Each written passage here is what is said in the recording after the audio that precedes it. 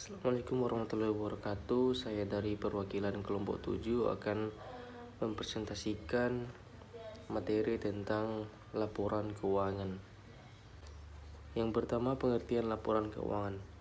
Laporan keuangan adalah hasil akhir dari suatu proses pencatatan, pengelolaan, dan pemeriksaan dari transaksi finansial dalam suatu badan usaha yang dirancang untuk membuat keputusan baik dalam maupun luar perusahaan mengenai posisi keuangan dan hasil usaha perusahaan.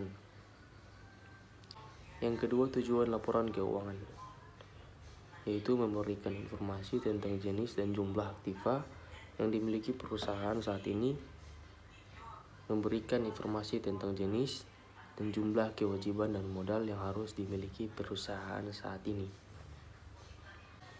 Yang ketiga, jenis-jenis laporan keuangan. Ada 3 macam laporan keuangan pokok yang dihasilkan, yaitu laporan posisi keuangan, laporan laba rugi, dan laporan arus kas. Yang pertama, laporan posisi keuangan atau neraca. Neraca dapat kita jabarkan sebagai laporan keuangan yang menunjukkan apakah sebuah bisnis bernilai pada suatu waktu.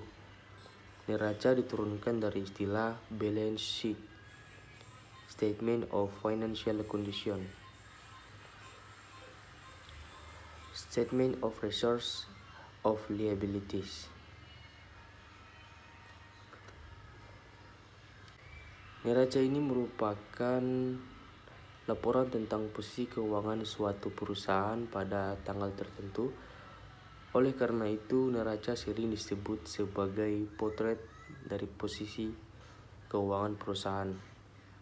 Karena kondisi keuangan yang disajikan pada neraca tersebut hanya terjadi pada tanggal tertentu, yaitu tanggal penyusunan neraca, yaitu tanggal penyusunan neraca. Di luar tanggal penyusunan neraca, kondisi keuangan tersebut bisa diubah. Selanjutnya, contoh laporan posisi keuangan dari PT Adil Semarang untuk periode per 31 Desember 2012. Yang pertama itu ada aset, terdiri dari kas, piutang usaha, supplies kantor, dan sewa kantor. Total aset lancar terdiri dari kendaraan, akumulasi BBM penyusutan, nilai buku kendaraan, peralatan kantor, akumulasi BBM penyusutan, dan nilai buku peralatan. Total aset tidak lancar 5.450.000, total aset sebesar 8.500.000. Selanjutnya liabilitas yang terdiri dari utang usaha, utang hipotek, utang iklan dibayar di muka pendapatan, utang pajak penghasilan. Total liabilitas itu senilai 4.330.000. Ekuitas terdiri dari modal saham 4 juta dan saldo laba 170.000. Total ekuitas 4.170.000, sehingga menghasilkan total liabilitas dan ekuitas 8.500.000. Nah, total dari aset dan liabilitas ini harus sama, guys. Selanjutnya, laporan laba rugi. Laporan laba rugi merupakan laporan pendapatan dan beban selama periode waktu tertentu berdasarkan konsep pembandingan atau matching konsep. Konsep ini diterapkan dengan membandingkan beban dengan pendapatan yang dihasilkan selama periode terjadinya beban tersebut. Laporan laba rugi juga melaporkan kelebihan pendapatan terhadap beban-beban yang terjadi. Kelebihan ini disebut laba bersih atau keuntungan bersih, net income atau net profit. Jika beban melebihi pendapatan, maka disebut rugi bersih. Selanjutnya, contoh laporan laba rugi dari PT Adil Seimbang untuk periode sampai dengan 31 31 Desember 2012. Yang pertama, penghasilan operasional, yaitu pendapatan usaha, beban operasional yang terdiri dari beban gaji, beban supplies kantor, beban penyusutan kendaraan, beban penyusutan peralatan motor, beban iklan, beban sewa kantor, sehingga menghasilkan total beban sebesar 790.000.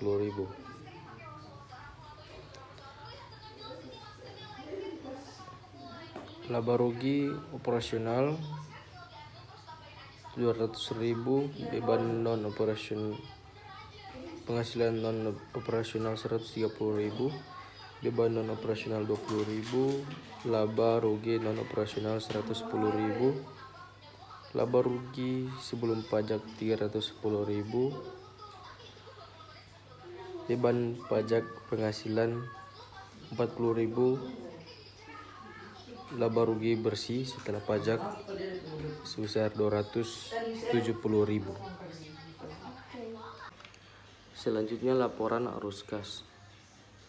Yang terakhir, laporan arus kas merupakan laporan yang menunjukkan semua aspek yang berkaitan dengan kegiatan perusahaan, baik secara langsung maupun tidak langsung terhadap kas.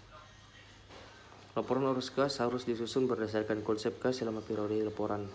Laporan kas terdiri arus kas masuk, cash in, dan arus kas keluar, cash out, selama periode tertentu.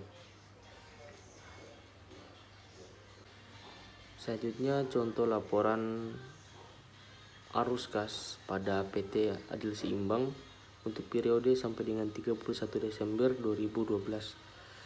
Saldo awal 1 Januari 2012 itu 1 juta rupiah. Saldo awal 1 Januari 2012 1 juta rupiah. Arus kas dari aktiva operasi yang terdiri dari aliran masuk, penjualan tunai, dan lain-lain. Aliran keluar itu gaji karyawan dan lain-lain. Lalu arus kas dari aktiva investasi yang terdiri dari aliran masuk, penjualan mesin dan lain-lain, dan aliran keluar pembelian mesin tunai dan lain-lain. Selanjutnya arus kas dari aktiva pendanaan yang terdiri dari aliran masuk, pinjaman hipotek dan lain-lain, dan aliran keluar pelunasan dan angsuran pinjaman. Aliran kas positif neto aktiva pendanaan